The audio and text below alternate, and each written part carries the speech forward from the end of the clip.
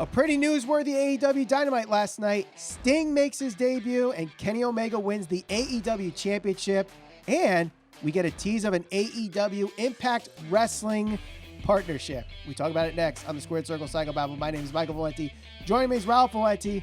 Ralph, let's start off with the first time in nearly 20 years we hear Tony Schiavone on TNT scream, "It's Sting!" Your thoughts? The icon is back on TNT. And yes, it made for a very cool moment when they were talking about, winter is coming. I don't really think people ever thought it was Sting because the rumors of him, making an appearance in AEW were pretty much talked about, I think about a month and a half ago. Longer. So over the summer. This really kind of came from out of nowhere. And there's been speculation ever since, WWE decided to pull his merchandise. And he didn't make the appearance at the pay-per-view. So I think people pretty much assumed this wasn't going to happen. Now, last night, they were able to silence all the critics, and what made for mostly an epic moment. The important thing that is going to have to happen from here on out is, how do they keep this fresh? How do they continue to use Sting in a way that is going to benefit them? And the moment itself is great. I think the future is the most important part for Sting. As we know, he did sign a multi-year contract from what we've heard. Yeah, and that's the question. With this multi-year deal, does this include him actually returning to the ring? And yes, there's people that want to see it, and there's some people that say, listen, the guy's 61 years old.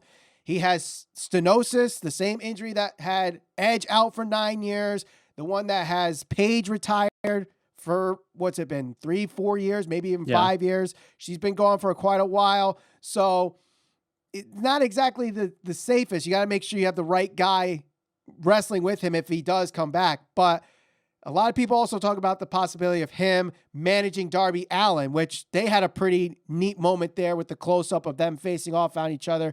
What'd you think of that? Yeah, I definitely thought this was a good moment. I think when we were putting our list together of potential opponents for Cody for the TNT Open Challenge, we even brought Sting's name up. Now, do I actually want to see him wrestle at 61 years of age? I probably would lean towards no. If he was going to have any match at this point in his career, I would have hoped to have it been against The Undertaker, because that was always probably the one match people were talking about and wanting to see for years and years and years that never actually came to fruition. So that ship has certainly sailed. We are most certainly never going to get that match. No. So I think it will be interesting to see how he's utilized in AEW and if he actually makes some type of return to the ring. Now, on the quick impact of this, we're no pun intended. But one thing that I can say that is actually true with concrete numbers is, for somehow, some way, Sting's video on YouTube is the number 5 trending video in the world. And not only that, AEW Dynamite gained over 200,000 viewers last night, totaling 913,000 total viewers. That's pretty big, I think. It can be big depending on how you interpret it. I think it certainly is impressive for AEW because it is trending right now. It does have people's attention. My argument is obviously going to differ from your stance, and I know that from having conversations about this. I am under the impression that if you compare those numbers of what that video is doing in comparison to other numbers, it's not as impressive overall, and just in terms of pure content across YouTube, and we can have that debate at another time. Right. Now, the other thing I want to point out is this. As we've talked about, Sting is 61 years of age. So him going out, making his debut, obviously there's still some appeal there. People want to see him. People were interested in that. They're looking it up. They're watching the clip. That also speaks to where the industry could potentially be right now. This guy's 61 years old. People are searching him. He's close to 1 million views on YouTube. How is that not happening with other people in the wrestling industry, or more specifically in AEW? Why does this older guy have so much attention and appeal to people at this point in his career in comparison to other people on the roster? So all things that I think we should probably consider when we look at the numbers right now. Right. And I'm going to say this, I think they need to take that and run with it. How do they do that? How do they build this audience with this big moment? Because I know a lot of people were talking about it on social media last night. Obviously, the clip is trending on YouTube the day after. Pretty big, pretty big. Yeah. But, and I say this all the time, because people complain all they're doing is bringing back old guys from WWE and whatever. But you got to have the guys there to carry over and keep those fans there, those casual fans, those lapsed fans, those ones that probably only watch WCW and watch Sting. That's why I think this is a pretty big thing. Like, the people that watch WCW, they were watching for Sting from 1988 to 2001. Literally the last match on Nitro was Sting and Ric Flair. Yeah. Because those were the two guys that carried WCW throughout the entire time they were on Turner. Yeah, you could argue Hogan and the NWO, and you could also say they ruined the company because of the politics and all of that type of stuff. But Sting was certainly one of the biggest players and influencers within WCW, and he was beloved. And obviously, he still does have some appeal to the fans. I agree with you. I think that's important for them to kind of build off this. If the intent is, and what they're trying to do is use Sting's appeal to attract either lapsed fans or casual fans to their product, your goal now should be to create new stars. Make sure it's Darby Allin, whatever other younger guys that you want to try to push, establish them as top guys. So, when Sting does eventually retire or leaves AEW, whatever ends up happening, you still have them interested in some guys that you're able to, promote and build up. Yep. And I think as the weeks go on, it will become increasingly difficult for Sting to have his appeal. The debut last night, people are looking it up. People are watching on YouTube. All of that's great. It was unexpected. So if we see a bump in the ratings and viewership at some point, that might be something we see. Next week, we know that he is going to talk. He's going to make an announcement, and he's going to talk about his future in AEW. That will probably get a lot of attention as well. As the weeks go on, how do you keep it fresh? How do you keep him involved in storylines if he's going to be out there on a weekly basis? Right. That's going to be increasingly difficult because he's not going to be wrestling, or we'd assume he's not going to be wrestling. He certainly won't be wrestling on a weekly basis. So if you're keeping his appeal strictly based on promo storylines and all of those types of things, you got to keep it fresh. So it's important, one, that, like you said, you got to build up the younger guys as long as he's bringing in the appeal and all of that type of stuff.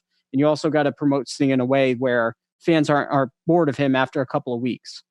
Yeah, I mean, it's a guy that people were behind for many, many years, so I don't think people are going to be bored of him. But again, we bring up the question, what stars can they bring in? Darby Allin could definitely be a guy that people could gravitate towards. MJF's another one. Sammy Guevara, Orange Cassidy. I know there's a niche audience at least for Orange Cassidy. We're not going to talk about his mainstream draw on this episode. We've done that way too many times.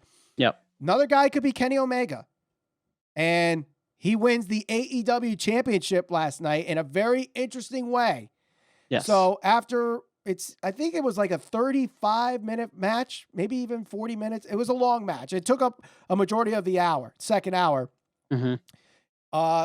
Kenny Omega is appeared to be injured after getting suplexed into the heater, causing him to have a black eye, I guess, as he landed on the floor. Don Callis, who's on commentary, tries to stop the match because of his injury, drops the microphone in the ring. Kenny Omega breaks the gentleman's agreement to hit Jon Moxley with the microphone behind the referee's back, leads it to the one-wing angel.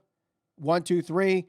Kenny Omega, Don Callis run out of the building. Bunch of fans backstage, or bunch of wrestlers backstage are saying, screw you, Omega, booing him.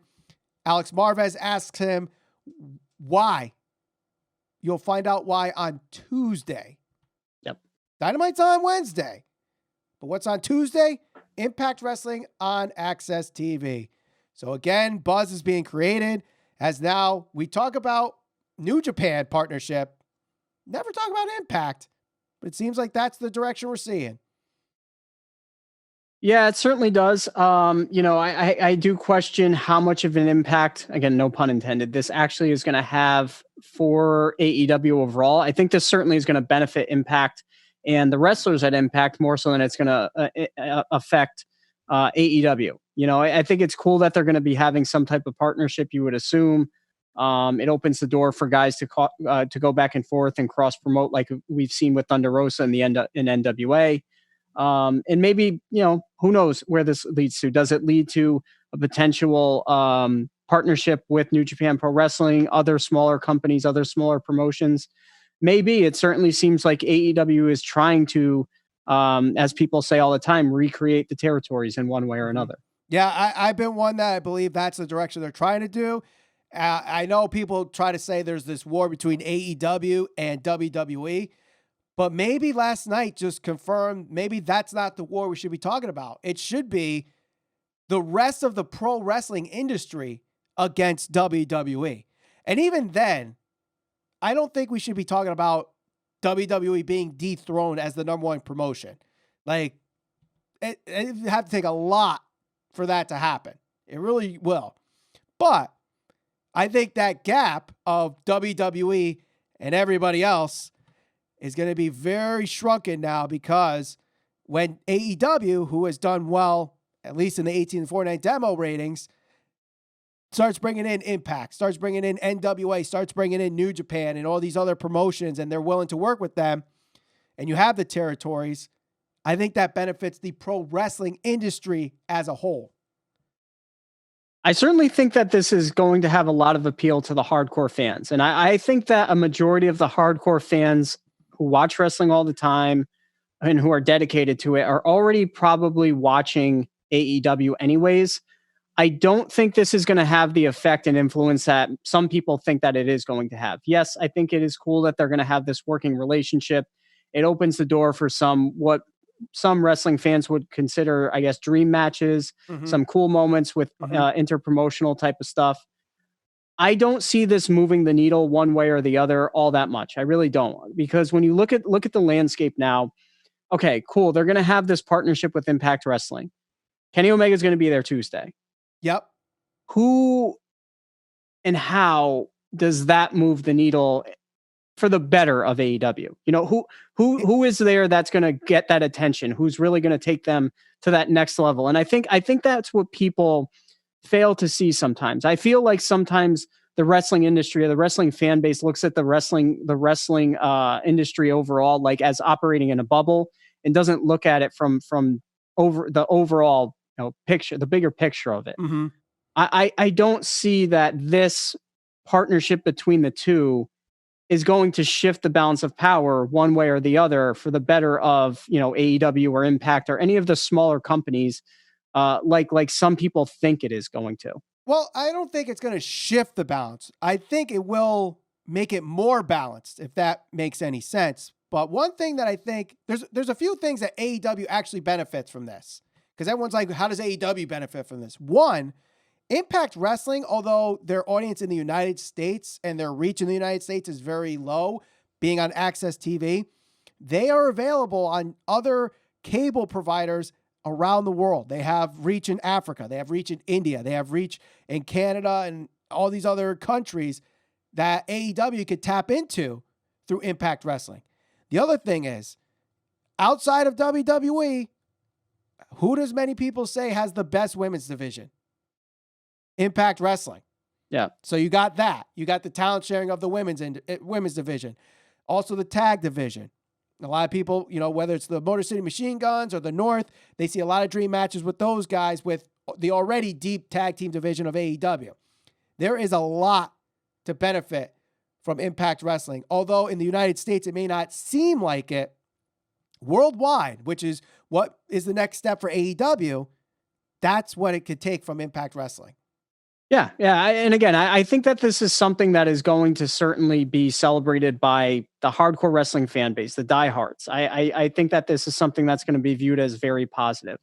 I think overall, what AEW needs to try to focus on, or just wrestling in general, is trying to find that next big star, wherever that is, whatever company that's going to be in, whether it's WWE or AEW.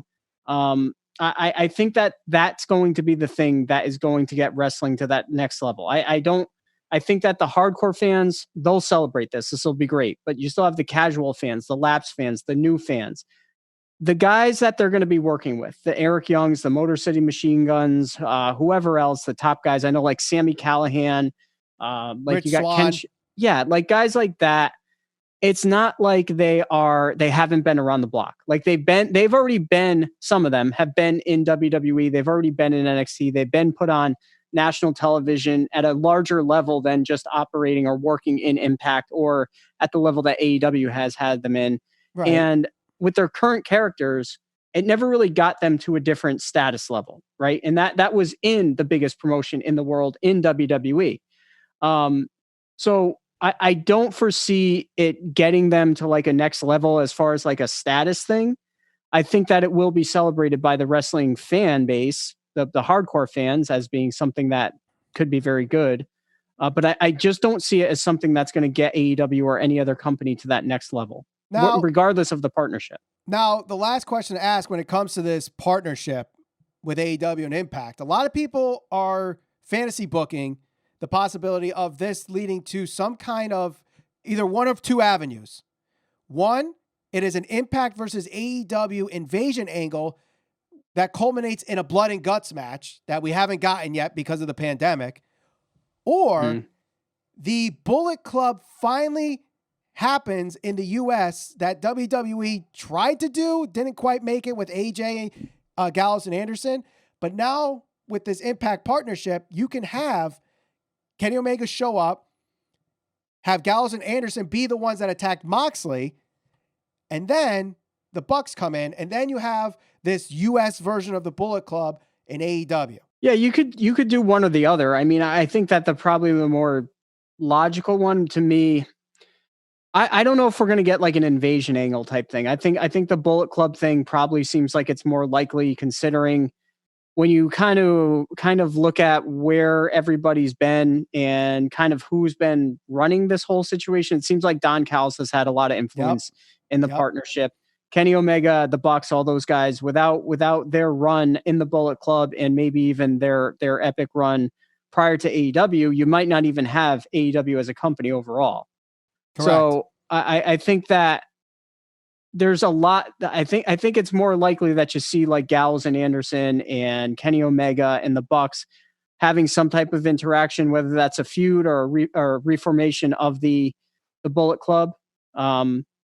Maybe somewhere down the line you do get the larger invasion angle, but I just don't see right now. Impact isn't at the level where if they did something like that, it would benefit AEW all that much. I don't think.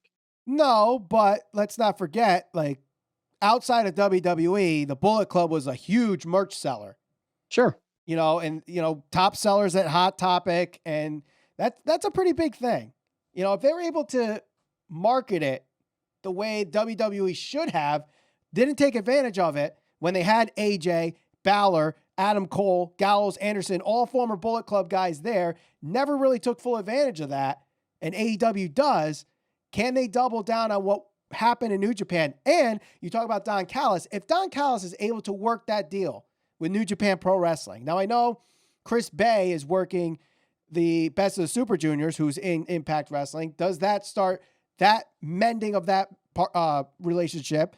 And then we get the full-blown Bullet Club doing not just New Japan, but also Impact and also AEW. So the Bullet Club could be taking the world by storm yet again in the pro wrestling world. Yeah. Let me ask you this. So I know Tony Khan about a month ago, maybe 3 weeks ago, he did put that cryptic tweet out about the shift of the balance of power in professional wrestling. Yes. Do you see that being something based on last night's Dynamite? I know a lot of people are talking about this was it. This was the moment that was going to be the start of the shift of the balance of power. Do you see that as this episode of Dynamite being the first step towards that?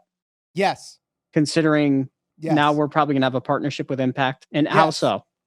Well, first, they got the guy that was behind WCW on TNT for years and years and years with Sting. Obviously creating buzz with lapsed fans, casual fans, and, of course, the diehard wrestling fans of today. That's step one. Step two is, you have this partnership with Impact, who was basically the only company to come close to competing with WWE in the last 20 years. So that's another big step. Step three now is taking that and building off of that. who can you have another somewhat newsworthy episode where people are like, I want to see what happens next week? That's something that pro wrestling in general has really been missing in 20 years. What am I going to watch next week? I got to watch next week because of this. Now they're promoting Sting speaking. That's going to be a huge ratings bump without question. That segment. Now, can they take that and make MJF a guy? Can they make Darby a guy? Can they make Sammy a guy? Can they make Orange Cassidy? Whoever they want to make a guy that people are like, I want to see what they do next week. Because the pro wrestling fan, the AEW fan, they're already doing that regardless. But people are saying right now, well, they're not growing their audience. This is the test now. Between now and let's say April, Mania time. Because that's really the big wrestling. That's when wrestling really thrives on a yearly basis is January to April. Can AEW carry this momentum into that Royal Rumble to WrestleMania timeline and grow their audience? And if they can, it's going to really benefit them. But it all depends on how Tony Khan and the rest of the AEW guys book this. If they book it like it's indie wrestling, it's not going to work. If they book it like they want to grow this audience, it's definitely going to work. Yeah, and that's kind of my feeling is I feel like this is a step in the direction that is something that is meant to please the hardcore fan base. I think that the partnership with Impact opens the door for some potential, what I guess some people would consider dream matches. I think that it will get initially out of the gate, get some attention. I think that a lot of the hardcore fans will be interested in it. I don't see how this can, when you say shift the balance of power, to me, that means you're trying to dethrone the WWE as the number one dog, the number one company in professional wrestling. The only way I see that happening is by going out there and creating the next big megastar. Because the industry has not seen a big megastar probably since Cena. Yep. And whether if that happens in AEW or Impact or elsewhere, that's when somebody can truly try to compete with the WWE. I think that the fans overall, the fans who are already watching and paying attention to it, they'll love this. I don't see this as being anything that will get them any closer to dethroning WWE at any point soon. Right. Well, only time will tell. And I'm sure people are going to be debating about ratings between now and the end of time on which show draws better ratings, WWE, Raw, SmackDown, Dynamite, NXT. But for this one night, I think it was a huge night for the pro wrestling industry as a whole. Can we at least agree on that? Yeah, I'm not taking anything away from them. I think I thought that the Sting debut and the way that Dynamite ended, I thought they were very newsworthy. It's just like you said, how are they going to capitalize? What do they do from here? That's the main point. How are you going to cash in? How are you going to get people outside the wrestling bubble? Because that's what that's what they're searching for. The attention of the average consumer. How are you going to get their eyeballs on your product? That's what you're trying to do. Exactly. Not just the wrestling fans, not just the fans that tune in every week, the guys that are going to go to Pro Wrestling Tees and buy a Sting shirt. How are you going to get the casual fans? Which was the highest selling t-shirt I'm sure. in 24 hours. I'm sure. A record. Yep. So. How are you going to get those casuals? How are you going to get them, hook them and watching every single week or buying t-shirts or buying pay-per-views? That's what you want. You need to grow the audience. Otherwise, if you're not going to grow, whatever talent you have, whether it's MJF or whether it's Sammy Guevara, whoever it is, eventually when they become a free agent, WWE will be right there with their checkbook open, ready to take those guys away. Whether they sign or not, that's a whole nother discussion, but you need to grow in order to pay these guys and keep them under contract. Agree. So, like I said, very newsworthy episode of AEW Dynamite. Let us know in the comments what you guys think. Can AEW take this momentum and grow the business of professional wrestling? What does it mean of the new territories with the partnership with Impact Wrestling, and your thoughts of Kenny Omega being the AEW champion? Don't forget to share us all over social media. We're on Facebook, Instagram, and Twitter at SCPB Podcast. And you can join the conversation by subscribing, hitting that bell for notifications, and we'll talk to you on the next episode of the Squared Circle Psychobabble.